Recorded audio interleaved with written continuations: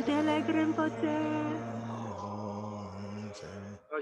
Rinpoche, Tudan Gompe,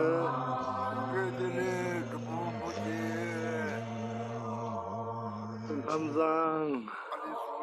目前是欧洲的朱棒车林仁波切跟噶千仁波切他们互相在问候。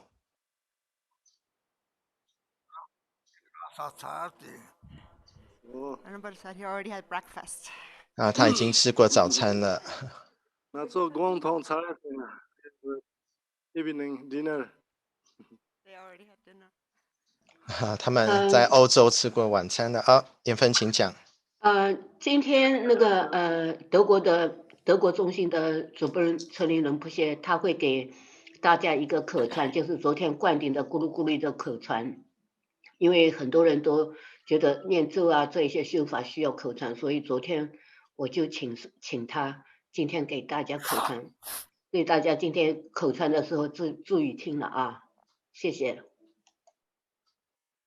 尊敬求当尊敬求南法，强求巴拉登达内教僧切，太根经僧经表错南界，若来本斯拉三经正巴拉修。诸佛正法圣众会，直至菩提我归依。我以布施诸功德，为利有情，愿成佛。诸佛正法圣众会，直至菩提我归依。我以布施诸功德，为利有情，愿成佛。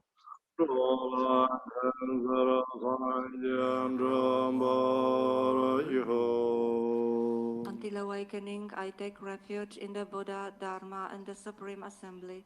By the merit of generosity and other good deeds, may I attain Buddhahood. 诸佛正法圣众会，直至菩提我归依。我以布施诸功德，为利有情，愿成佛。四无量心，愿一切众生具乐极乐因，愿一切众生离苦即苦因，愿众生不离无苦之标乐，愿永离爱憎，常住平等舍。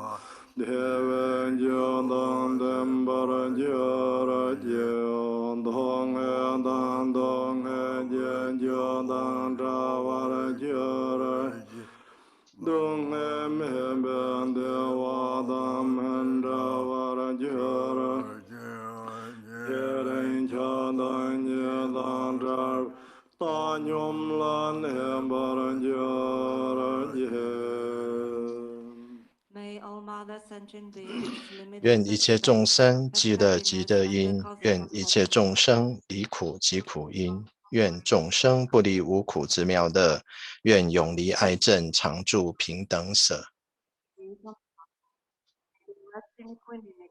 Free from attachment and aversion.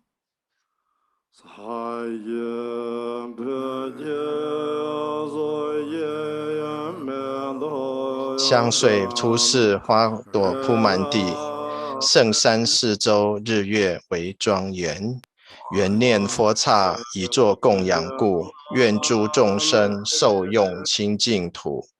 景象三身圆满上师众，外内密山真如以供养。无生之财万物悉受矣，无上殊胜成就其次语。Om Guru Dewa Dagini Ratna Manjara Paticca Soha.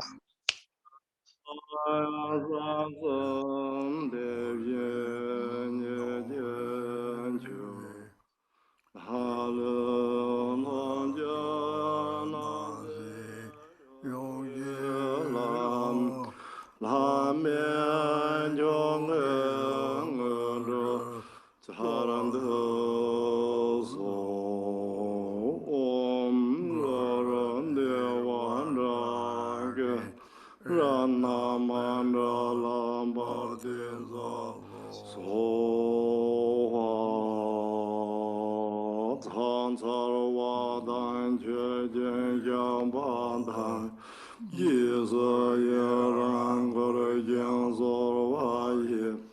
给我众生当给就三怕，他们见从表三就生活，sem将南就应转法轮，一切众生之施惠，根器不同而见之，共与不共，大小乘，其请殷勤转法轮。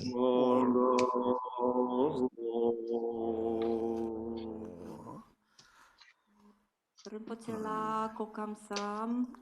Welcome everybody. We have a 仁波切您好欢迎大家来参加这一次的法会。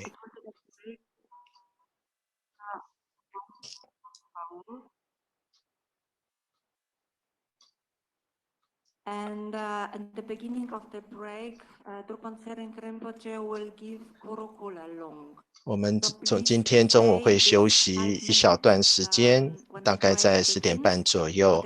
那么在一开始休息的时候，仁波切休息的时候，主办车灵会给予各位鼓励做明佛母的口传。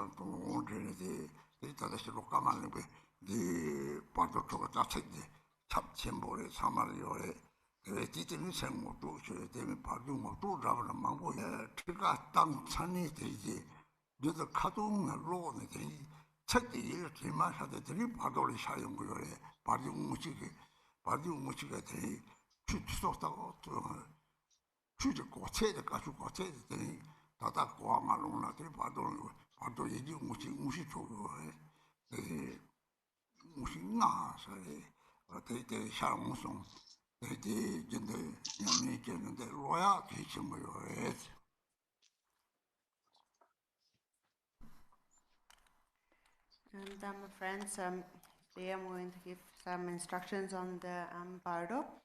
And so General already said that there are 6 bardos. And so together with the teachings, the instructions, there is also root text that we can recite. And so if that goes along with the teaching, then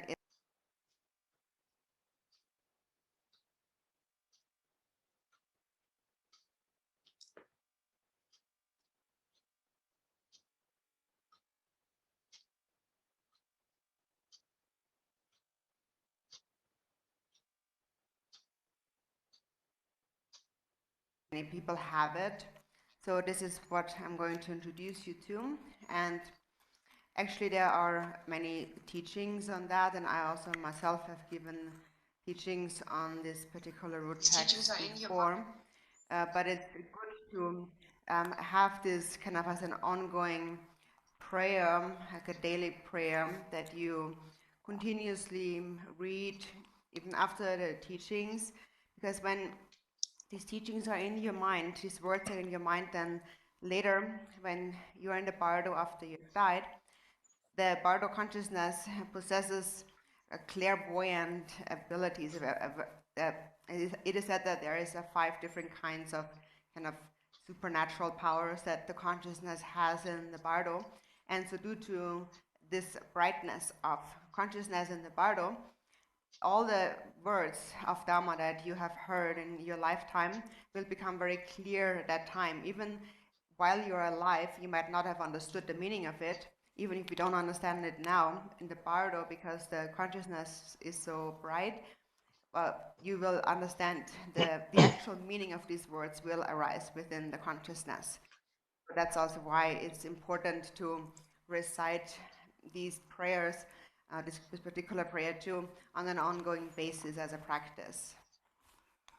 这当把道的了，看起来的，还会要的有的行业的。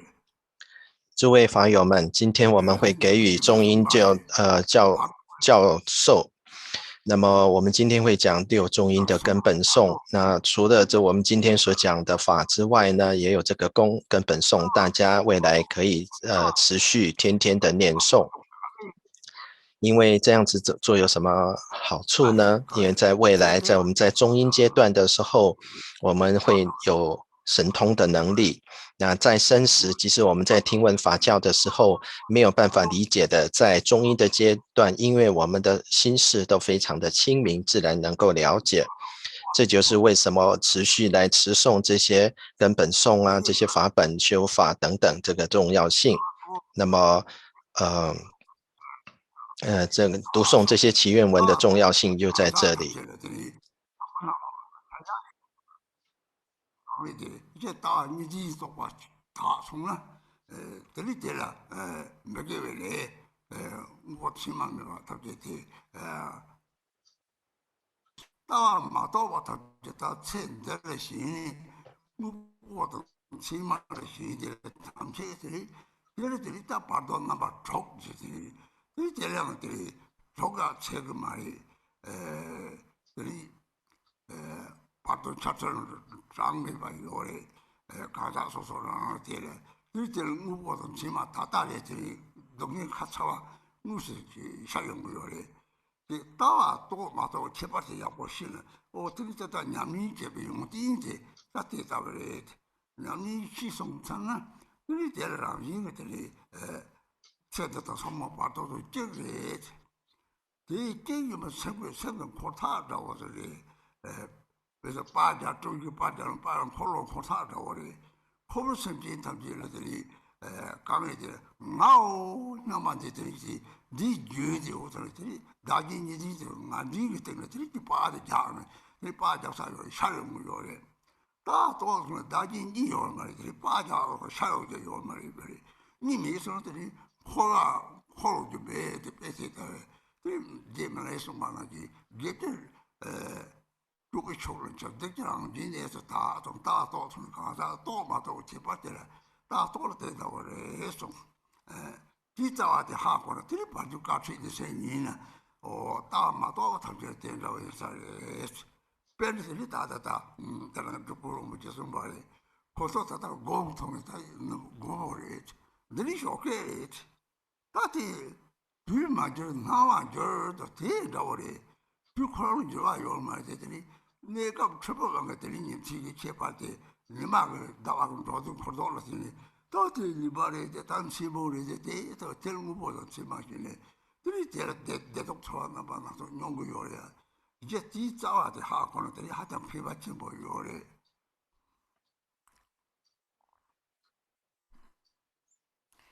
So about Bardo, there are some things that are very important to understand. And these were also explained by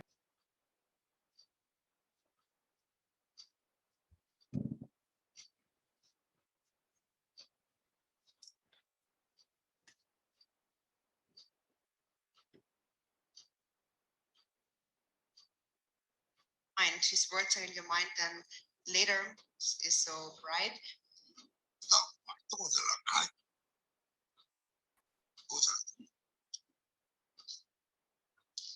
So about then Bardo, there are some things that such a person who has realized the view, this life, future lives, and the Bardo all become the same. It becomes the same because such a person has seen that this life is illusory. And if you see this life as illusory, then all these thoughts of attachment and aversion will become liberated into their natural place. So when all dualistic grasping collapses, you will see everything as an illusion. And if you see everything as an illusion now, then also in the Bardo, you will be able to see the Bardo as an illusion. So then there is two different ways of seeing things in an illusory way. Csikszentmihalyi Ripa had said, a person who has realized the view, to such a person who has realized the view, the 10 virtuous actions will naturally arise, and the 10 non-virtuous actions will be purified or will settle into themselves on their own. So those individuals, there is nothing that is impure any longer. Only purity arises. And that is because they have purified all dualistic thoughts, all dualistic clinging. And when there is no dualistic thought in the mind, then naturally the 10 non-virtuous actions and all the grasping, the fixation on things to be real, all of that becomes purified. Everything becomes purified into emptiness. And also, ultimately, karma, cause and effect is emptiness. So, on the other hand, those who have not realized the view, to them this life appears to be real. They cling to the true existence of various appearances. And to those individuals experience 6 bardos or intermediate states. And actually, it's even more than that. So the various different states appear, actually limitless intermediate transitional states appear to such a person, and it's very individual. So if we do not purify the grasping at the concrete existence of appearances now in this life, then later on in the Bardo, the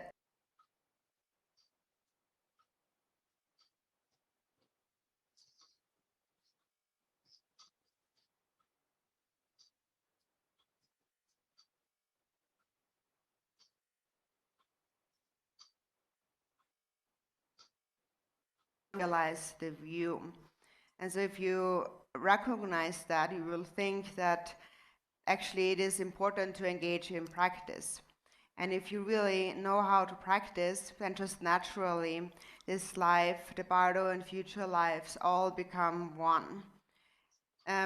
So the mind is like a camera where you store all the pictures, all the films. And then the film that has been taken is comes from the fixation of not thinking there's a me, a self. And this is where all the difficulties in samsara for sentient beings arise from. It is because there is this ongoing thought of me, and therefore there is a grasping to a duality of self and other. So it is this self-grasping, grasping at the meme that keeps taking pictures or kind of recording, and then that is stored within the camera, which is the mind, and then as long as it is there, then the various projections, the film, will become projected. So for someone who has realized that there is no self and other, there is then nothing to be projected. There's no film there. And therefore samsaric appearances cannot manifest to such a person. So that is why Milarepa had said that to such a person, the 10 virtuous actions arise on their own, and the 10 non-virtuous actions are purified into their natural state. So the difference lies in having or not having realized the view. And so this is how it is when someone has realized the view. So if you understand how to listen to these instructions on the Bardo, and then you know that also this is how then somebody must be, somebody who has not realized the view must be. And so, for example, also as our perception is so different, and that shows the view actually. For example, just before, Ruben Rinpoche had said that we just had dinner, and I said here we had breakfast. So then this is our perception. So over there it's evening, and here it's in the morning time. But it is said that actually time never changes. It's our perception of time that changes. Our perception changes. But there is no real change or difference in time, actually. It's just that people look at the sun and the moon and the movements of sun and moon, and then based on that, they kind of fabricate this concept of time and say that this is now here it's morning and here it's in the evening, and that is something people hold to be true. This is how it is, and due to the grasping at the true existence of people's ideas, then as a result they experience all kinds of feelings of happiness and suffering and so on. So in any case, if one simply understands the view, the benefits are so great.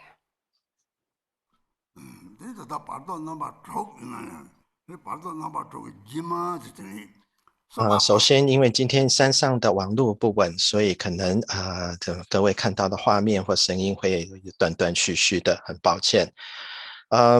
因为今天是教授的缘故，所以不像昨天就是在灌顶的时候会同步翻译，今天会等英文翻译讲完之后再来做翻译。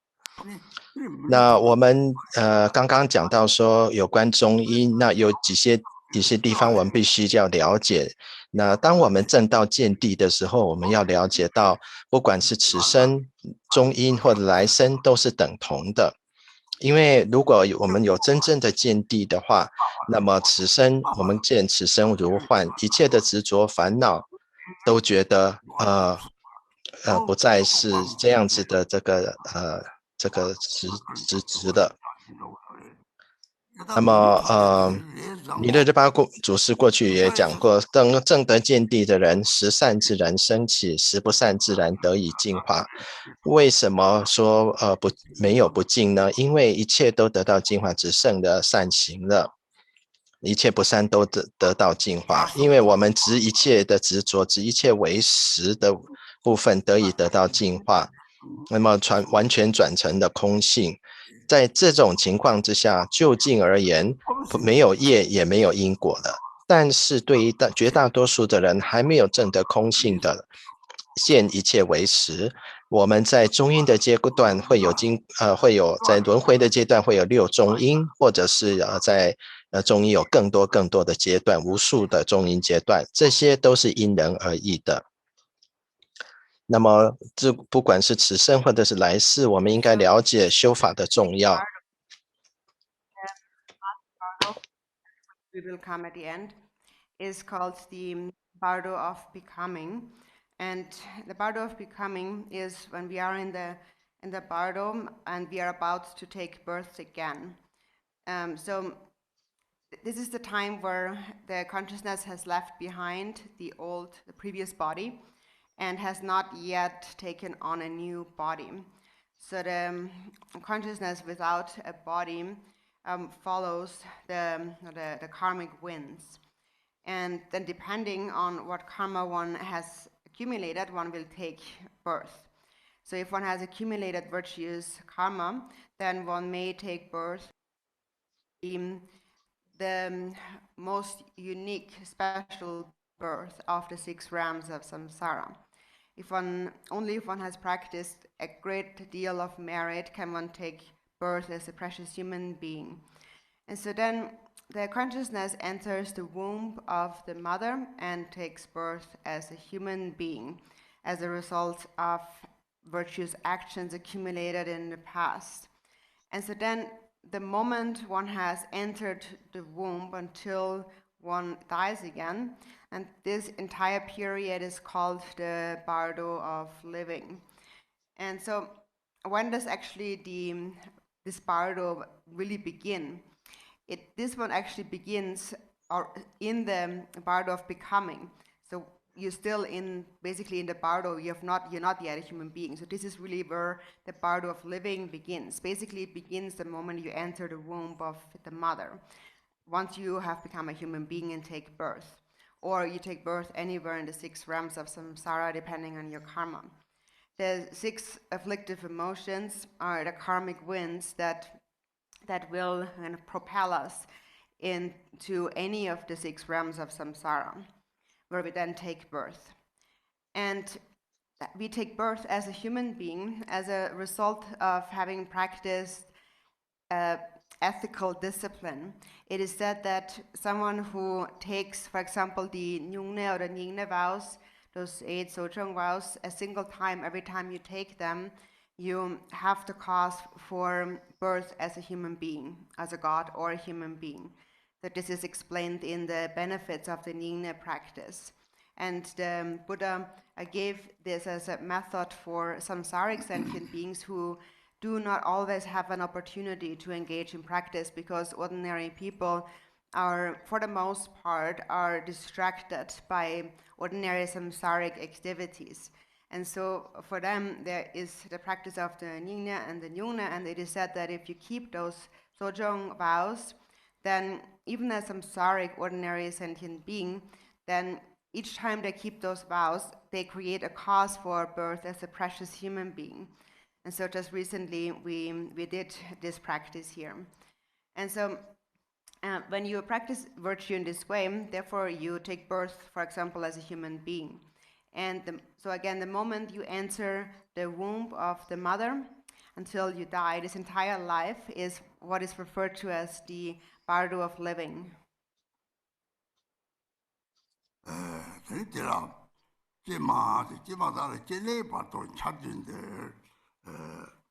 那么，我们了解到此生中阴跟来生是如梦是幻的道理，我们更要了解修法的重要。如果说我们真能够这样子做的话，终究我们能够见到了悟到此生来世中阴无二无别的道理。这个就举一个我们世俗上的例子，就好像我们的摄影机跟投影机一样，跟底片。因为众生的我执跟执我有我，那所以这就是我们在轮回中受生的这个起源。因为我们有我的这种概念，而有自他二元对立，而把这些这个印记在记录在这个胶片上，那透过我们的心识，也就是摄影机、投影机，然后把它投射出来。那如果说我们今天没有自他二元对立的这种念头或者这种执着的话，那我们就可以说是没有什么影片可以投射了。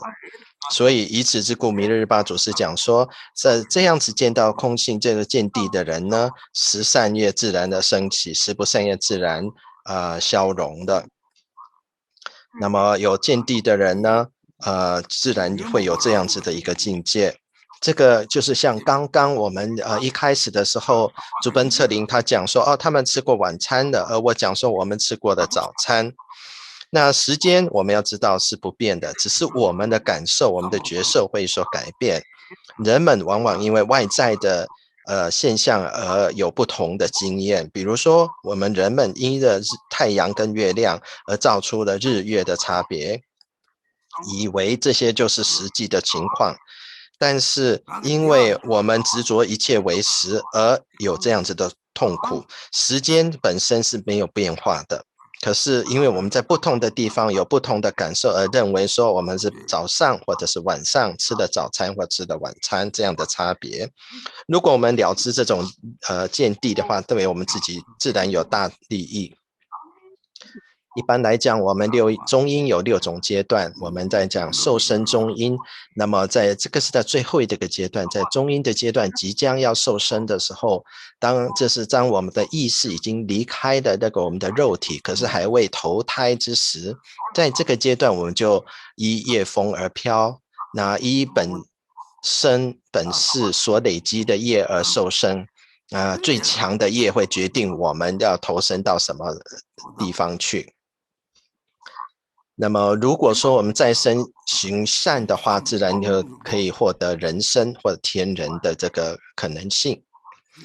我们的意识进入到母胎之后而投身这个人生的开始，这就是因为我们过去世的善业。那我们这个到底是什么时候开始的呢？这一世就是从我们进入母胎一直到死亡为止，就是此生的中阴这个阶段。当一般人那这个我们一般人有6种烦恼，然后有跟着我们的这个业风来决定我们投身到6道中的哪一道。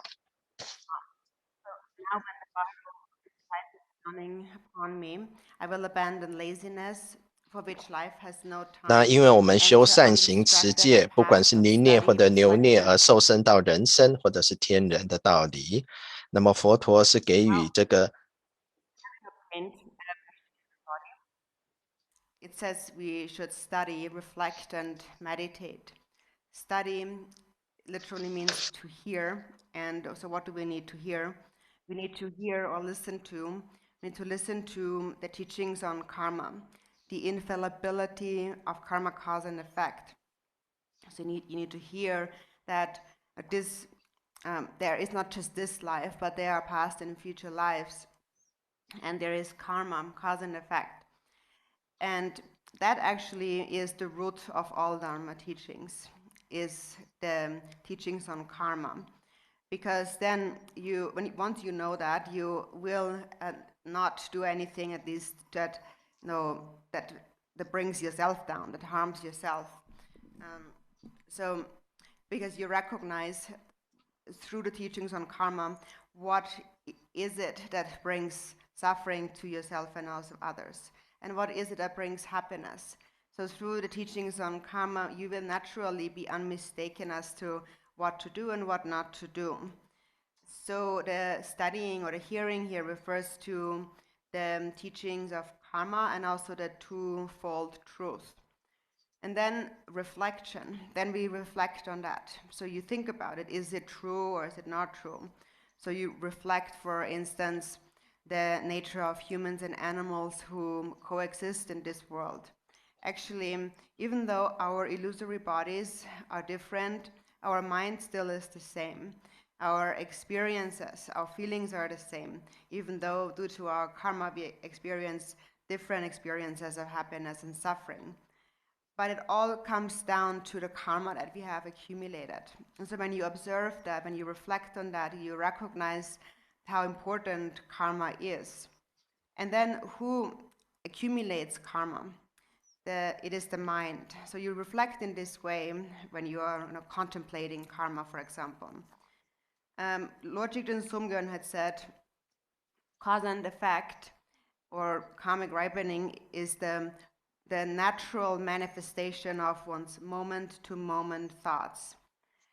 So the frightful and really miserable manifestations of animals, for example, are all a natural manifestation of afflictive emotions. And then gods and humans, for example, are the natural manifestation of love and compassion, temporarily. And ultimately, love and compassion naturally will manifest as enlightenment, the 3 kayas of Buddha. So all of this arises from knowing what to do and what not to do, the difference between virtue and non-virtue. So when you reflect on that, then a certainty arises in you and you think that this is really true. So that is studying or listening and reflecting. And then lastly, meditation. So all of that ultimately comes down to the mind. the root of samsara and nirvana is the mind. And if you purify your mind, you attain actual freedom. Then you have the freedom to create your own happiness and also to create your own suffering. So therefore, to avoid suffering, we purify our mind stream. So as Milarepa had said, if the mind becomes pure, then the 10 virtuous actions will naturally arise, and the 10 non-virtuous actions will naturally settle into their natural place. So when you reflect in this way, and you really think about karma, so how it naturally arises, and as Milarepa had said, for example, then you will naturally, when you know that, you will naturally not kill, for example, because you will understand that is the cause of suffering.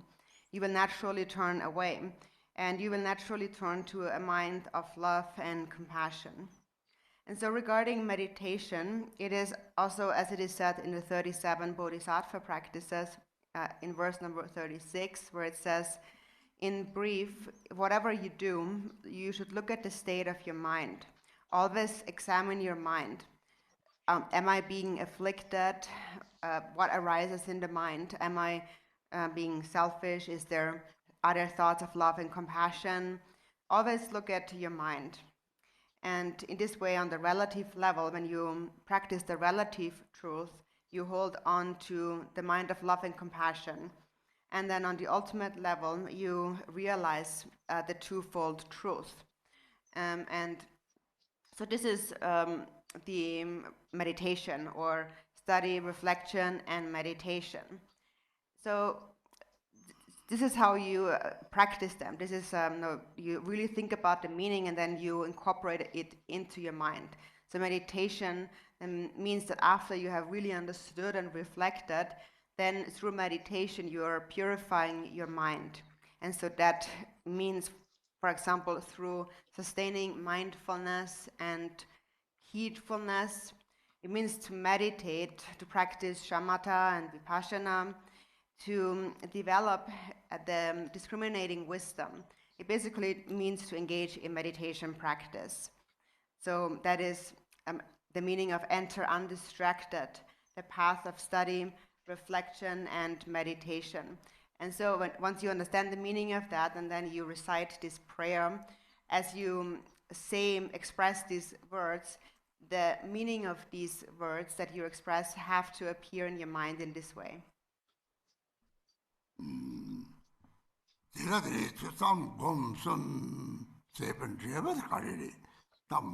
那我们因为行善，比如说持戒来讲，我们持泥涅或扭涅的也好，自然会帮助我们受生到人身或天人。那么佛陀给予这些在轮回的众生没有办法经常修法的人，给予这个方便。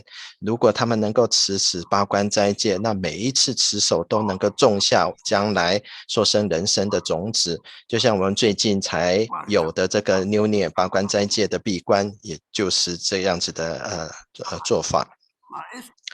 那么我们来看一下这个中阴这个六根本颂。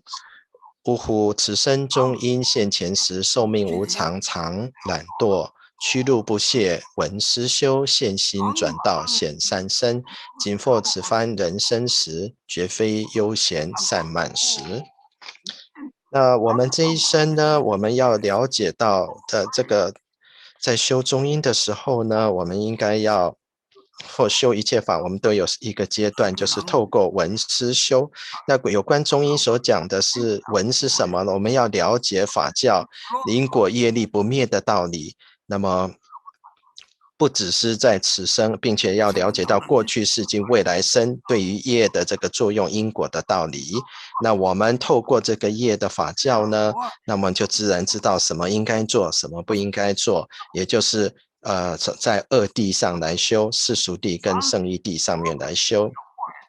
那么思维呢，我们要知道人跟畜生的差别，虽然外相是不同，但是我们的心事都是一样的，都要离苦得乐的。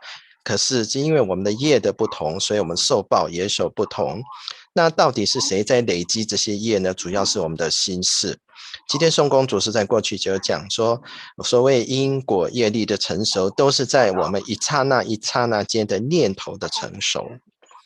那我们知道行恶的话，不管是畜生道、恶鬼道、地狱道，都是由于烦恼而来的这个果。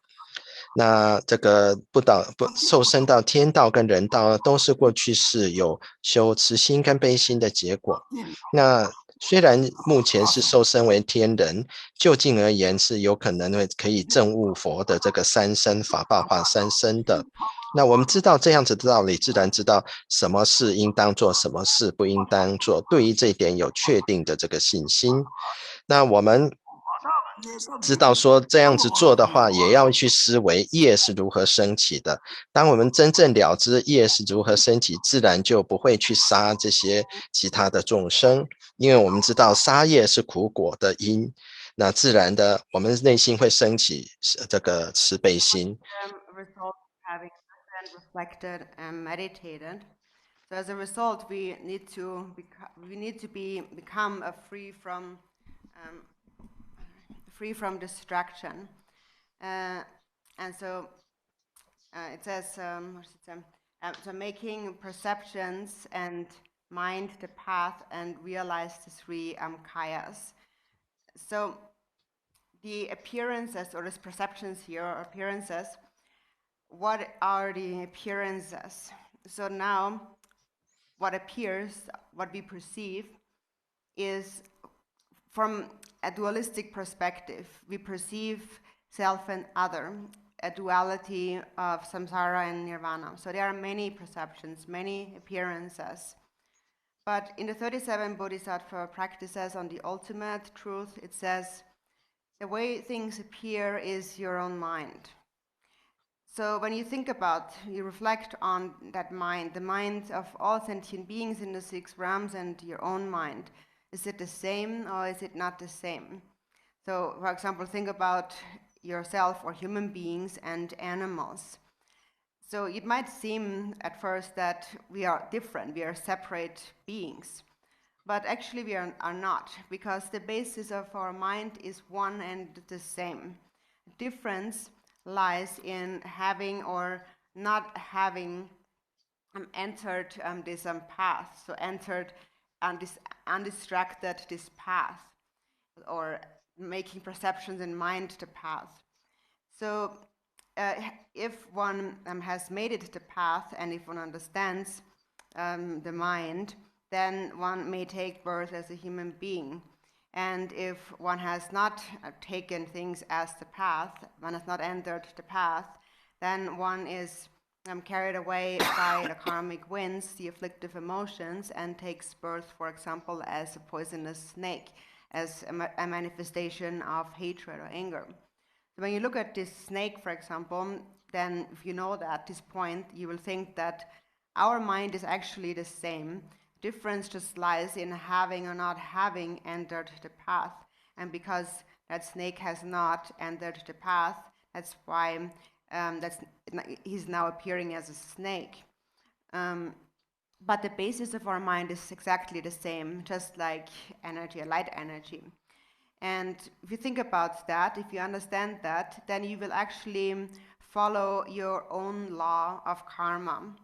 And that is the law of Buddhism. It is the law of karma. In the world, you have outer laws, but we have it all within the mind. And so then it says, so making perceptions in mind the path and realize the 3 kayas. So it is said that everything has the nature of the 3 kayas, and specifically the 6 realms of samsara are all nirmana kayas. And then so you might wonder, like, how can there be nirmana kayas? Because nirmana kaya is what we call a durgu, and then we think that a durgu, a nirmana kaya, is a great being. So clearly not all sentient beings are durgus or nirmana kayas, because we think that normally a durgu is someone, and nirmana kaya is a manifestation of love and compassion. So on the one hand, there is. So there are pure and impure nirmana kayas, and the pure nirmana kaya arises out of love and compassion and then manifests as the Buddhas and the teachers, the Sangha, the three jewels, and so forth. And then you also have the impure Nirmanakayas, and these are all the sentient beings in the 6 realms of samsara. They are the Turkus or Nirmanakayas, meaning the emanations of the 6 afflictive emotions, especially the 3 lower realms.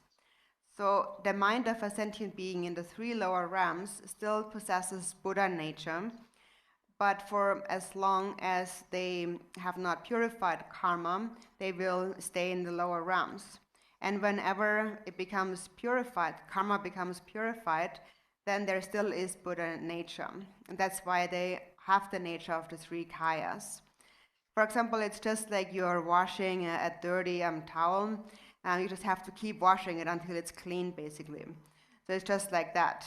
And once it is completely clean, you have just Buddha nature in the natural state. So for the 3 kayas and the various emanations, they are pure and they are impure.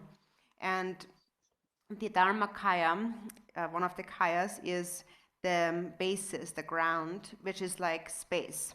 It is the naturally pure mind. And on that level, all beings of the 6 realms are one and the same. And then the Sambhogakaya appears like a rainbow in the sky and is the natural manifestation of bodhicitta. So when bodhicitta is present, then naturally the Pure Lands and the pure Buddha forms appear.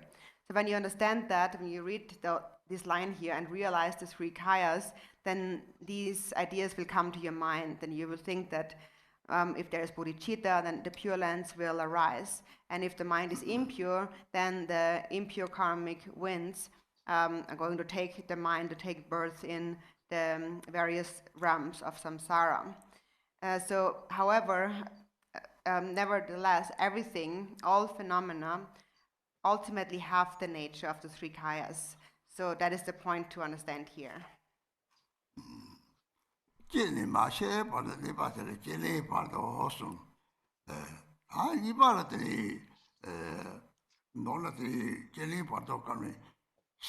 那我们刚刚讲到说，当我们思维业如果真正了知的话，那自然就不会去杀生。那在这个佛子行37颂里面第36记有提到，总之何处行何事，因观自心何相状，恒具正念与正知，成办利他佛子行。我们应该要知道所谓的这个闻思修之后，我们就自然知道我们什么事应该做，什么事不应该做，并把它融入到我们日常生活的行止当中，保持我们的正念来禅修、修止或修观，那张扬我们自己的这个开现我们自己的成所作智。那么透过禅修来做闻思修，我们了解这个道理之后，那么在读这个偈颂的时候，我们自己它的真正的意义自然能够在心识当中升起。那闻思修的结果之后是什么呢？我们能够保持正念而不散乱不分心。这边有讲到趋入不懈闻思修，现心转道现三身。我们所感的呢，这一般众生所感的就是自他或者是轮回涅槃二元对立的状况。在佛子行37颂也有提到，那究竟的一切都是来自于我们自己的内心，我们的感受跟他们的其他人或者其他众生的感受有什么不同呢？虽然在外相上我们是相当的不同，但在心识的本质上我们是等同的，没有差别的。差别在于我们是不是已经进入了修行道与否。如果已经进入道的人呢，他透过他们的善行修行呢，可以受生人身；还没有进入这个修行道的人，是在中阴的阶段，自然会依着业风以及自己的烦恼而受生。比如说，当我们也因为嗔恨心呢，有可能转生成一个毒蛇。当我们看到毒蛇的时候，我们应该立即了知，我们的心性跟它的心性，毒蛇的心性是本质是相同的。那差别在于我们是不是进入了这个道。如果了解到这一点呢，那我们就能够按照自己业的这个法则来做。那这些也就是佛教基本的这法则。那我们在这个世俗上有外在的法则跟法律。那之前讲的屈入不懈，闻思修，现心转道现三身。一切的众生都有三身的，即使是轮回六道的众生，也都是化身的这个显现。但是对于这一点，有些人可能有所疑惑。我们讲的化身一般不是讲主骨吗？那为什么说连畜生道都是主骨呢？我们要知道，一般虽然讲主骨是净的化身，是慈悲心的化身，但是化身本身有净与不净的差别。有慈悲心的可能转化成佛、上师、三宝或僧团，那么不净的呢，可能是随着六等烦恼化身的主骨。那即使在他们还是有佛性的，在还没有净化自己的业力之前呢，他还是在成为六道受生的这个众生。So the paradigm of living, the paradigm of living is the time from when we are born until we die. And in the paradigm of living, what's most important is an undistracted mind. Then next, second is the paradigm of dreaming. And it says, Gema, now when the paradigm of dreams is dawning upon me, I will abandon the heedless corpse-like sleep of ignorance 呜呼，梦之中因现前时，不作放逸于躺卧，无闪正念性中住，依梦修炼幻光明。莫若傍生酣失眠，应当梦明融合修。Ourselves, is there a difference between the dream state and the waking state, the daytime? In your dream, while you're dreaming, that is your reality, and you engage in all kinds of activities in the dream. And in the dream, you experience the same feelings of happiness and suffering as you do during the waking state, due to those karmic imprints present in your mind. And so if the mind is trained in sustaining a state of clarity, that becomes a method to recognizing the luminosity of the dream state. So you bring the mindfulness that you have developed in the waking state into the dream state when you're sleeping. And that means that you recognize, oh, this is a dream. You recognize you're in a dream. And when you recognize that, then all kinds of fear will naturally disappear.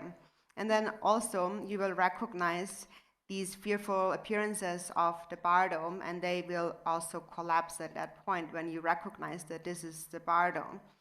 And so now, for as long as you have the karma of this material body in this life, you cling to the true existence of this lifetime, you will continue to experience whatever karma needs to be experienced. But then that karma comes to an end, and then the perception, the appearance changes. And so that therefore we also need to recognize that the bardo and the dreams are one and the same.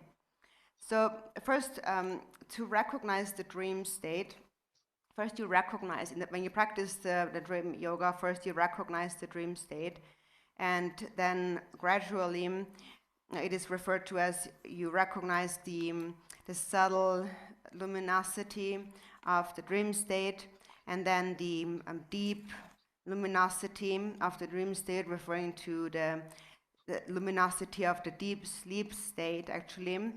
And so then once you progress in this way, you can, as it says here, when you recognize dreams, I will train and transform in transformation and clear light. So it begins with recognizing the dream state. When you recognize the dream state, you know that I am in a dream.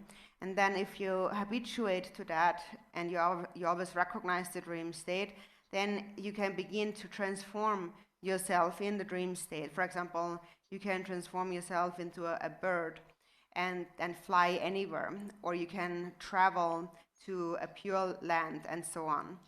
And so these abilities come from the meditation you have trained in the waking state.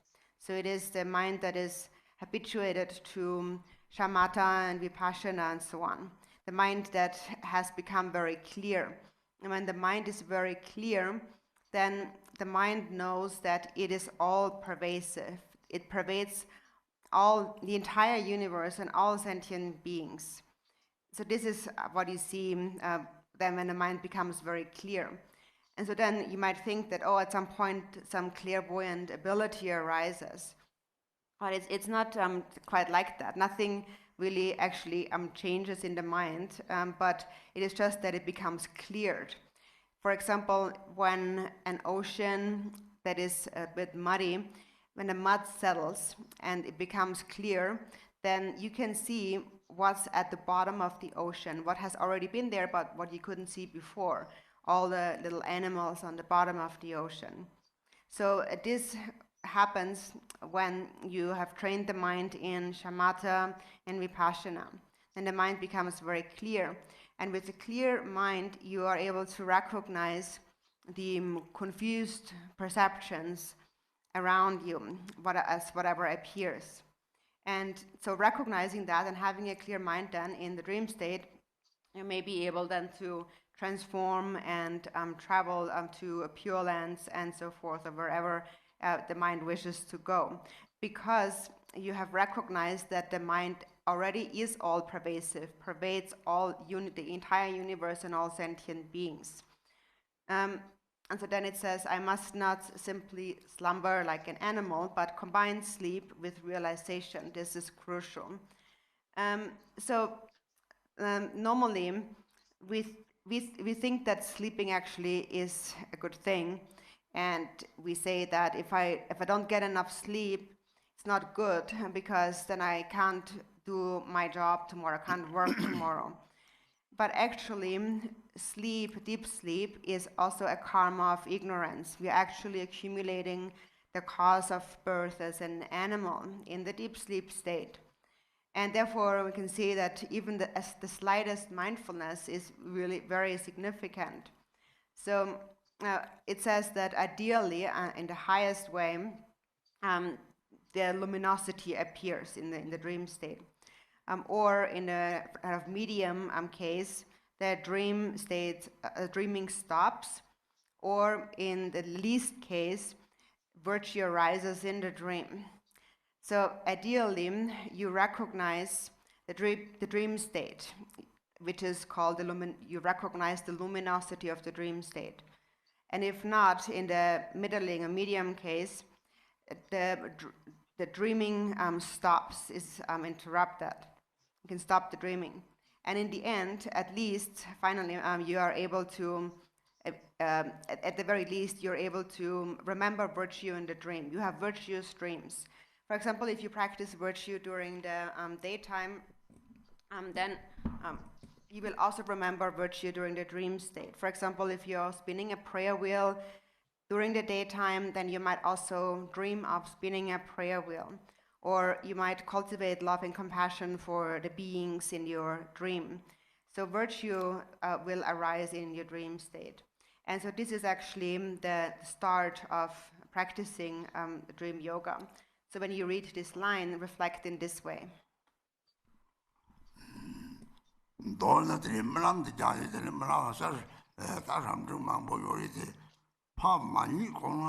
那么好像这种我们在慢慢在净除我们业力的过程，就好像我们洗一个肮脏的这个毛巾一样，我们一直要继续洗，一直洗，一直到它干净为止，得到正德三身。那我们讲到说，化身是分成净跟不净的两种，法身呢是以我一切的基础基地，就好像虚空一样。那么这个报身呢，那就是这个苦的这个化现。如果我说如果说我们有这种种种的烦恼，自然会如果我们了解到这个道理，那我们这一个句话就可以提醒我们能够升起菩提心，报身就是菩提心的化身。Dream state, the dream yoga. But one method that really anybody can practice is that before you go to sleep, as you fall asleep within a state of non-distraction, an undistracted state. And then the very moment you wake up from sleeping, immediately be mindful, be heedful. If you're able to wake up in a state of mindfulness, then that is probably sufficient, at least for those people who are not that diligent in practice. And then they can attain, it is said, enlightenment in the Sambhogakaya in the Bardo, arising as the Yidam deity. And so also what you can do for that is you fall asleep, remembering whatever Yidam deity you practice, your Yidam deity. So you bring to mind the Yidam deity and recite a few mantras, or you can also listen to a recording of the mantra as you fall asleep. And then the moment you wake up from sleeping, you can remember the Yidam or the seed syllable of that Yidam, like the Hung or the Shri and so forth. So this is something that anybody can practice.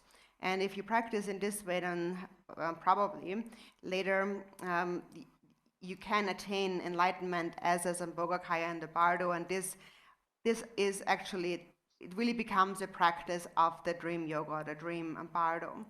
So this is the easiest instruction on the dream yoga practice, a dream Bardo practice.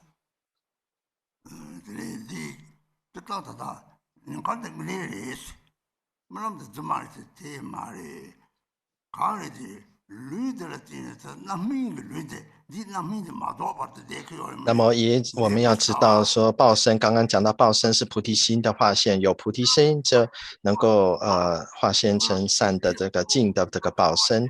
如果我们了解这个意思的话，可以提醒我们要时时升起我们的菩提心，不管是对于净跟不净的。对于不净的这种意念呢，因自然会受生到六道。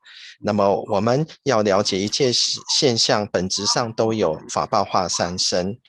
那么此生的中阴呢，从生至死呢，那在这个阶段我们要不分心，不散乱，在睡梦当中我们要这样了解到醒梦一如的道理。We think that daytime, the waking state is real, and the dreams are not real. So actually, that is not the case. It is just now we have a physical body, and so for as long as the karma is present of this body, we will stay in this kind of existence. And then once we go on, the lifetime, these appearances of this lifetime will actually become like a dream. There's really not the slightest difference. So when you reflect on that, when you recognize that, you can really see there is no difference between the waking state and the dream state. And it all depends on the karma that we have created. For however long we have that karma, this specific appearance or kind of existence will remain for that time. And we can see in this world, it happens in many different ways. It appears in so many different ways. Karma manifests. But it's all the same in terms of being like a dream. So when you recognize that, you will see everything, this world and everything that is happening in this life, it's all just a dream. And the mind on the basis remains the same. So in brief, what you need to understand here is that there is no difference between the waking state and the dream state. And actually, the dream is just as real as the waking state. And later, when you leave this life and go on into the bardo is just like a dream too. Then that will become an actual experience. And so when you recognize that, the dream-like nature of the waking state and of this life, then the fixation to the true existence of the appearances in this life, in the waking state, will get lesser. So that is the benefit of this understanding. Mm.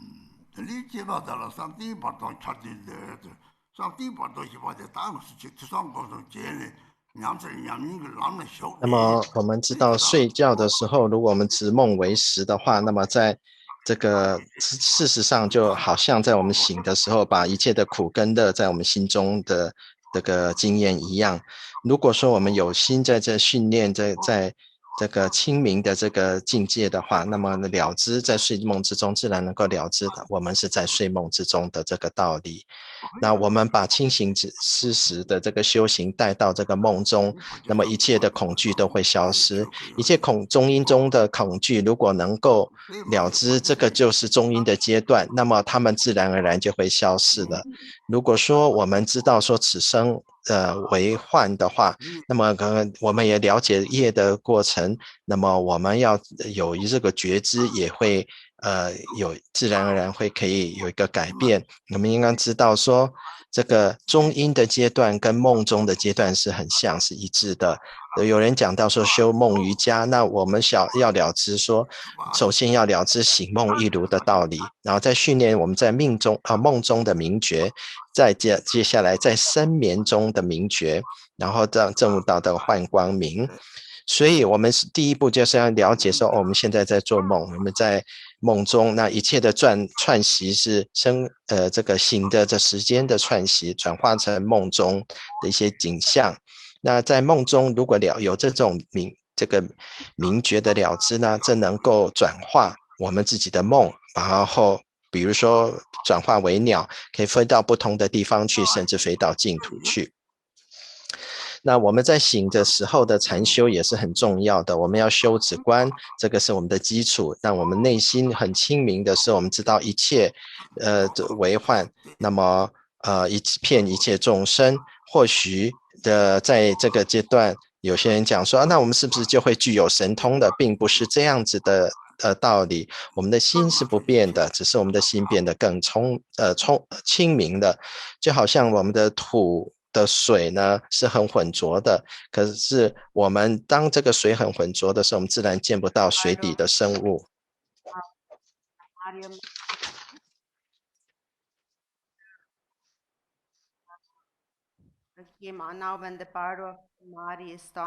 呜呼！禅定中阴现前时，断除懒散迷乱众，无散无执离边住，当获稳固二生缘，弃离所事专修时，勿受烦恼迷乱牵。Until for Mahamudra.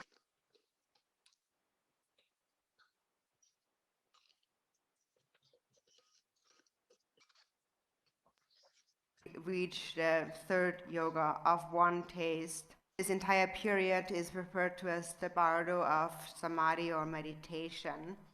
And so then once you have realized this stage of one taste, equal taste, then the mind becomes unchanging and stable. And it is said then that within that state of one taste, the self-knowing primordial awareness arises on its own. So you will gain certainty through the experience of one taste. So some people say that that happens actually when you reach the fourth stage of non-meditation, but that is a little bit difficult, and it probably already arises at the stage of one taste. So in any case, so at this point you abandon all forms of distraction and rest in the infinite state that is free of distraction and grasping. So this distraction and delusion, when the mind stays in a state of practice, it shouldn't become controlled by delusion. So sometimes we do stay in a state of practice, we are practicing, but at the same time the mind is still controlled by various confusions or delusions. And Now, what is a delusion or confusion? It is when a thought appears in the mind and a feeling appears in the mind, and you cling to it and you hold that to be as true. So you think that about anything, you think that this is how it is or this is not how it is. So it is a grasping to it is a holding of something to be true. And then due to that, we develop thoughts of more coarse thoughts of attachment and anger and so on. And their subtle counterparts are hope and fear. So all these various feelings arise, and these feelings are what we call delusions or confusions. If the mind is in a state of mindfulness, an undistracted mind, then no matter how many of these thoughts appear, they will not harm you or affect you in any way. They will just come like a wave on water and then again subside. That is if the mind is undistracted and doesn't grasp at them. So it is important to understand the difference between being deluded and not being deluded or confused. So when you are confused or deluded, then for example, you get angry at somebody, and then this resentment, this negative feeling about that person that you're angry at, stays in your mind, and you think that this is just how it is. So that is when you're unmindful. So if you're mindful, then the anger arises together with the mindfulness, and therefore the feeling of anger, the affliction, does not become like ordinary and unrestrained. If you're unmindful and the anger arises, then it becomes a real unrestrained anger, an ordinary afflictive emotion. So this is really what you need to look at. Is the anger or the emotion that arises in me, is it ordinary and unrestrained or not? Does it arise within mindfulness? So if an emotion arises, but it's not ordinary and unrestrained, then also you will not become confused. And that kind of emotion can easily become purified. It easily dissolves again. So it's important that you see here what is the difference between delusion and an undeluded state.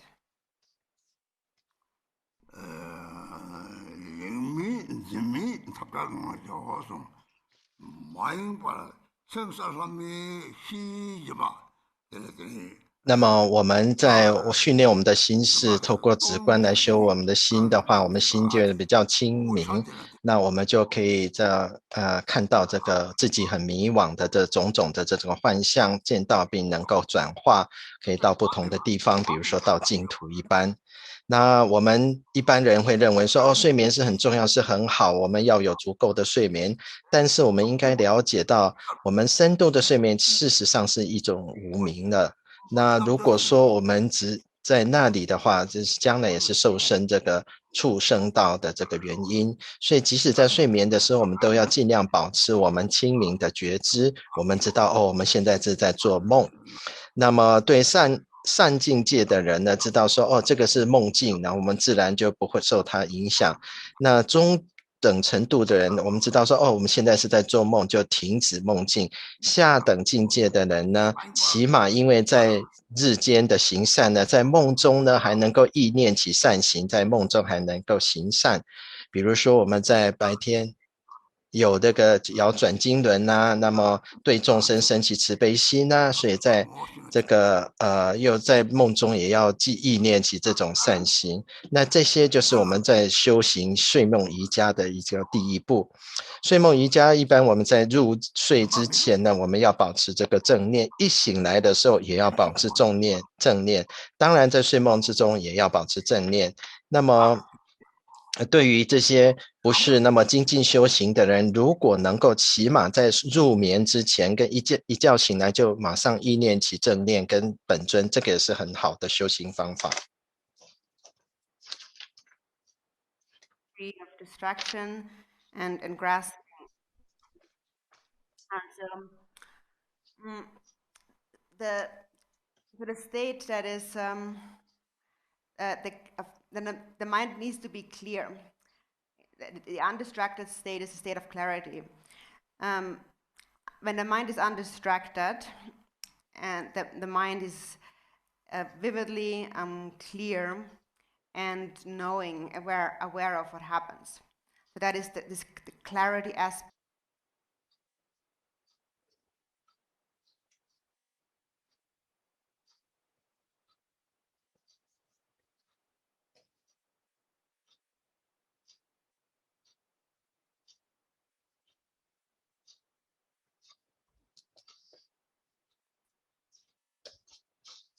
We become unmindful when a thought arises and we follow that thought. We pursue the thought because we think that it's true, this is how something is. Then we become unmindful. If a thought arises, even a very strong thought arises, and you are mindful, it is said that the thought, the affliction must arise.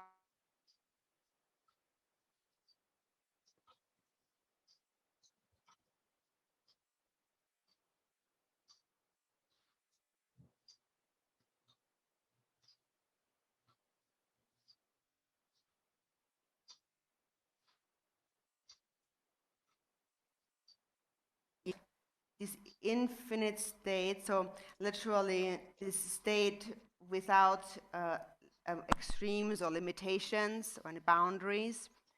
That is, when one has realized the view of Mahamudra, one realizes that the mind, just like space, is without center and without boundary. It is all pervasive, but you don't actually have to think about that. You don't have to think the mind is all pervasive, or is it all pervasive or not. This pervasiveness actually arises naturally. So this experience of pervasiveness is nothing that you actually fabricate, but it arises naturally as a result of having realized the view, the nature of the mind. And it arises from this state that is free of distraction and grasping. It means basically all that need to be done is just to stay within this state that is free from distraction and free from grasping. So that's really the essence of this pointing out the nature of the mind instructions that many people request.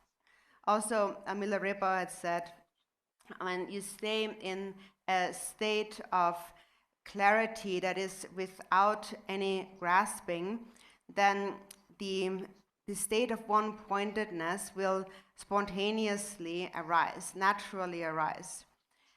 So that is the crucial point, is that it arises spontaneously or naturally. So it is enough to just stay in an undistracted state without any grasping. And so then you don't actually have to think in terms of everything is pervasive and so forth. Like the mind, is it all pervasive? Now I meditate on the mind like space. You don't have to actually even reflect on that. It just happens naturally as a result of being undistracted and without grasping.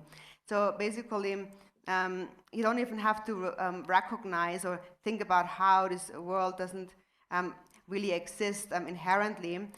Basically, but now once you understand, once you have realized this all pervasiveness of mind, then just naturally you know that things lack inherent existence. So when you do not grasp at anything to be real, possessing any real existence whatsoever, when you don't hold this universe and all beings to truly exist, then just naturally you recognize the all-pervasive nature of the mind. It's nothing that actually you have to accomplish or do something to it. So that is the basis that need to be understood. And when you understand the basis, then the path, the experience will then actually arise naturally.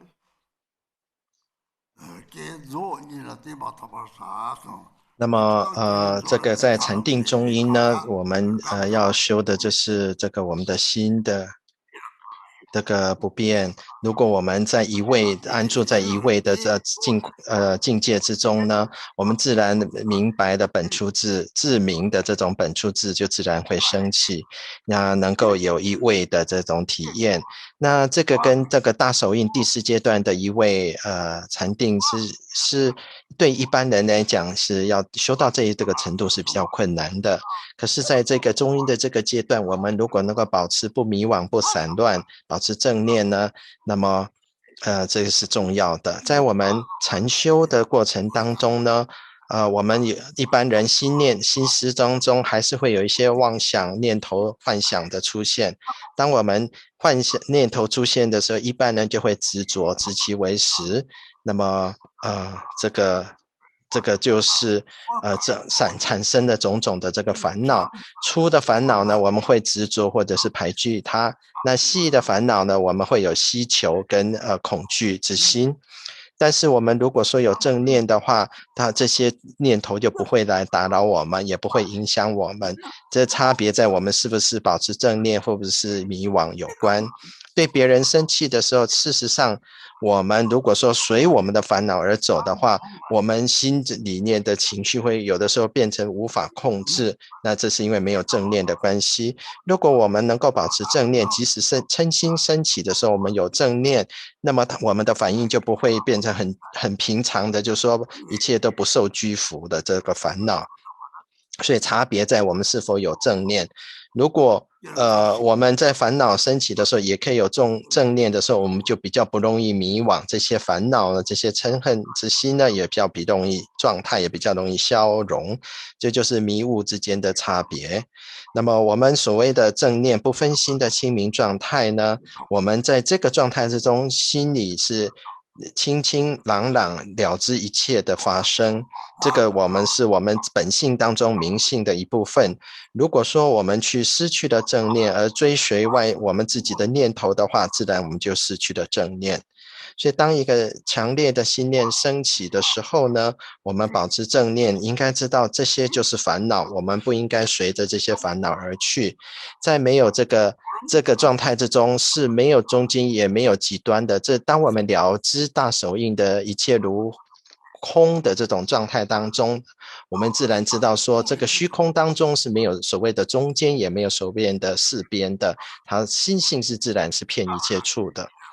那我们甚至倒不必去想我们的心是不是遍一切处，因为它自然而然就是当我们了知的时候，我们心性自然而然就是遍一切处，自然而然的了知的。所以我们要做的事是不是保持正念，不散乱，不分心。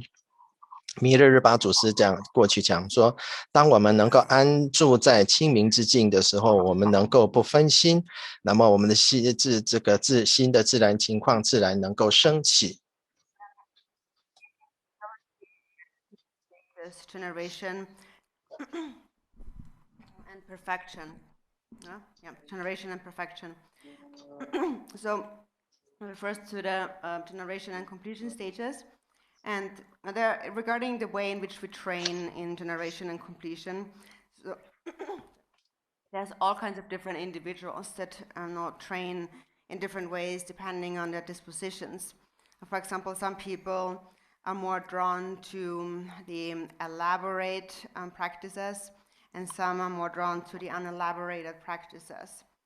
But in general, generation and completion must be unified.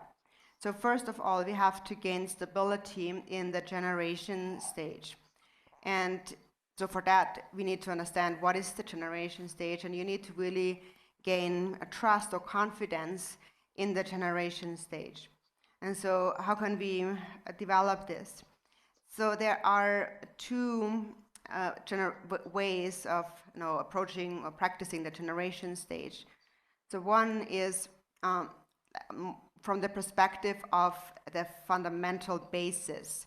So we need to understand the ground, the basis. And the second one is from the perspective of experience and practice. So actually the basic understanding of the generation stage is actually extremely important. With regard to that, the Drigung Master Dhammaraja had said when you understand that, when you realize that all that appears and exists is the form of the deity, then you have perfected the generation stage of the secret mantra.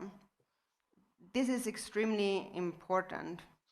So the entire universe, everything that appears and exists, or the universe and all sentient beings, there are many appearances, pure and impure. There are the 6 realms of samsara and so forth, arising out of the 6 afflictions.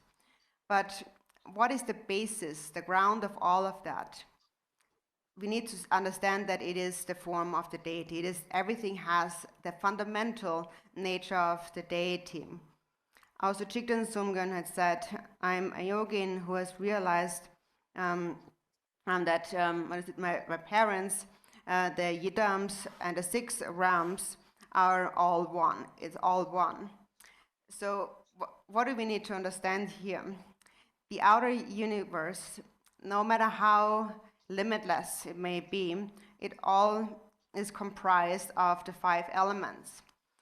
And the inner sentient beings, however many there are, within their minds, they all possess the 5 afflictive emotions. And therefore, the body and the mind of a single person represents the entire outer universe and all sentient beings. The universe and all beings are actually contained within the body and the mind of a single person. So when you reflect in this way, you realize it's all the same. And it is just a difference in maturing and not maturing. When we mature the mind, then the afflictive emotions, when they mature, they become wisdom. So that's the only difference. So on the outer level, when the afflictions have matured, the 5 elements are actually the 5 dakinis, or the 5 mothers by nature. And the inner 5 afflictions are the 5 male Buddhas. And so in this way, through understanding this, momentarily the mind can mature. So there is actually then, once the mind matures in this way, it sees that there's actually nothing at all throughout the 6 realms that is impure. Everything is actually pure. So everything that appears and exists is seen as the form of the deity. That is the perfection of the generation stage of the secret mantra of the Vajrayana. So that is really the what we need to get at, understand, in terms of the generation stage practice of the deity. So it is especially to be applied when all kinds of things appear in the mind, all kinds of pure and impure thoughts and so on arising in the mind. There's all kinds of thoughts constantly arising in the mind. And for as long as these many thoughts arise, we have not yet perfected the generation stage. So it's very helpful for that to understand this fundamental nature, the basis. And then with that understanding, you can quickly separate yourself from any doubts regarding that. If you don't really understand this fundamental basis, even though you might practice the deity, it still will be quite difficult to actually develop a pure perception.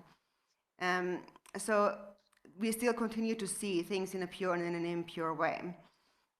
So in brief, whenever we see things in an impure, negative way, it is because of the affliction of aversion in our mind.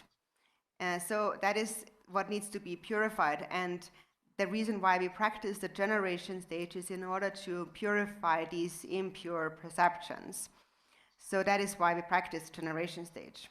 And when you habituate to that and you understand the fundamental basis, then a certainty arises in your mind, a conviction arises. And then with this conviction, you will also naturally see the ultimate truth through the pure perception developed through the generation stage. And the ultimate truth, which is the completion stage, that is explained in the Mahamudra teachings, where it says, without a single thought decisively look at the ultimate nature. So the perfection or the completion stage is the view of Mahamudra, the realization of Mahamudra. When the mind rests in the natural state within the view, in the completion, don't think about anything whatsoever in terms of existence or non-existence.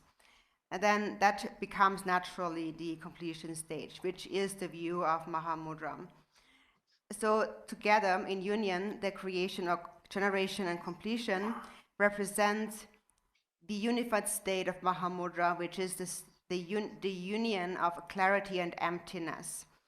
The clarity aspect is the generation stage, and the emptiness aspect is the completion stage. And their union is the natural state of the mind, which is this unity of clarity and emptiness. That is your innate nature. And it is actualized when you habituate to the generation and completion stages. And you attain stability in it when you are free of doubts, which is why it is important to have this understanding of the fundamental basis in order to be free of doubts. So that's extremely important, because once you have doubts in your mind, even if you practice, that will lead to an endless chain of many different thoughts. And the doubts in your mind obscure the nature of the mind. So until you have completely freed yourself of all doubts, you must train in a pure perception again and again.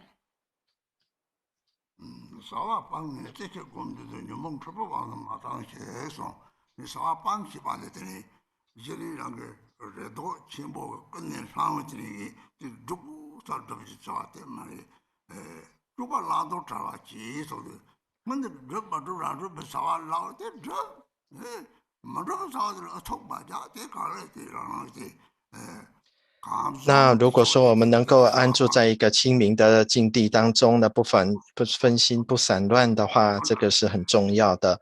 我们不必特别去思维这个我们心性是不是骗一切，只要是不去执着，而且不散乱的话，自然我们了知心性本质就是骗一切处的。那也自然知道说一切是现象，是没有自性的。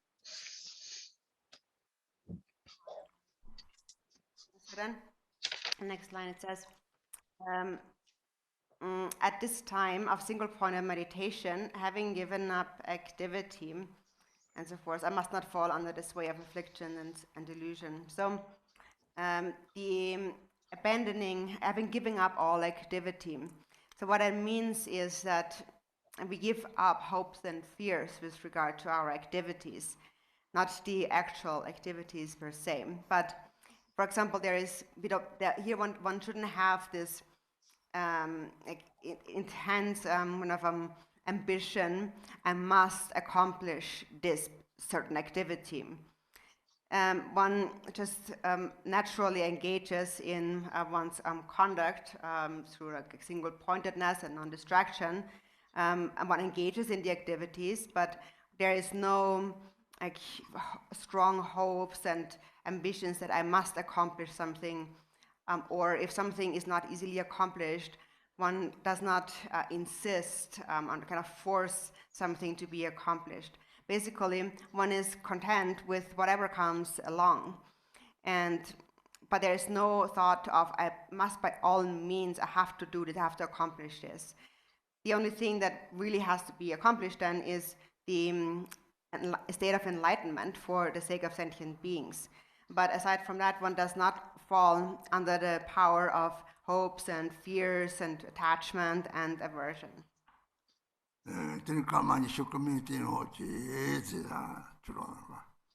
So Dharma friends, please take a break for 20 minutes. 那仁波切等一下会要休息20分钟，但是我们还是有口传，还是有中文要补的部分。那请大家稍后安心先不要离开。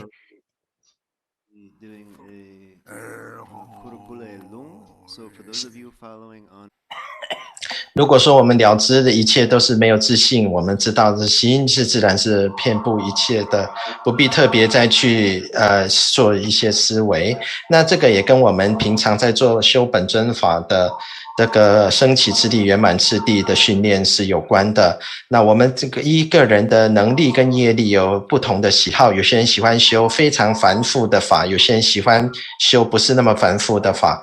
在我们升起次第的修行的时候，我们要先稳定我们的禅修，先升起信心。那这个信心如何长养呢？我们第一个就是根本上要了知说这一切的基本在哪里，然后第二部分是从修行或经验上来讲。在直贡噶举的上祖师达玛拉扎他有讲说，当我们了解到一切显现就是本尊的视线的时候，我们已经圆满了密咒乘的修行了。这是一个非常重要的法教，而是也不容易达到的一个境界。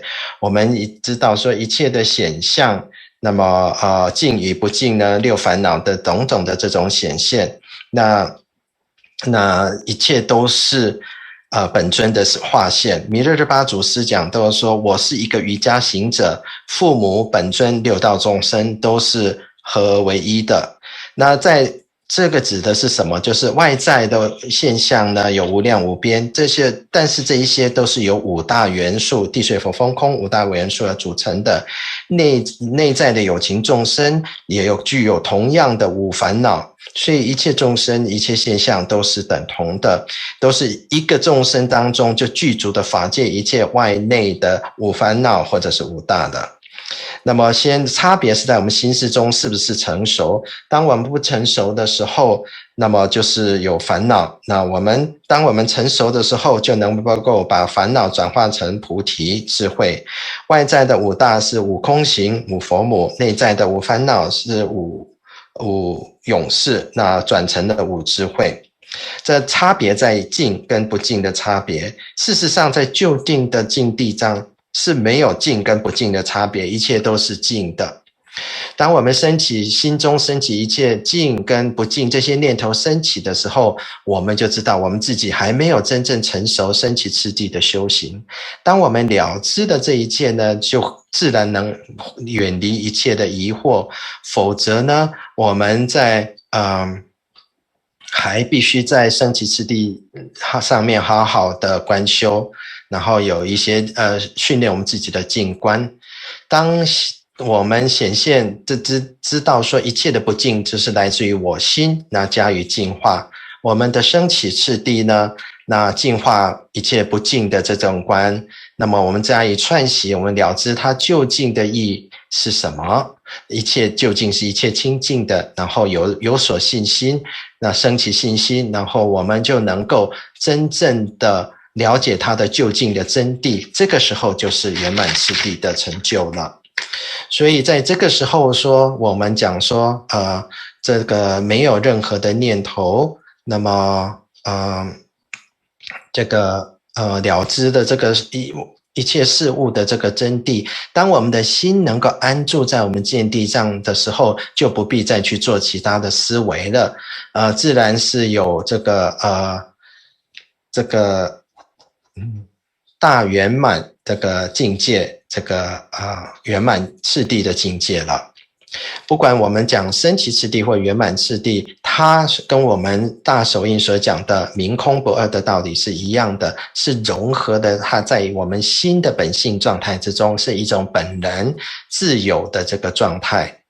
那我们心性当中的明性就是像我们升起次第要修的，空性就是我们圆满次第要修的。当我们修行能够稳固的时候，我们自然而然有一种了知确信，有信心，不再有任何的疑惑。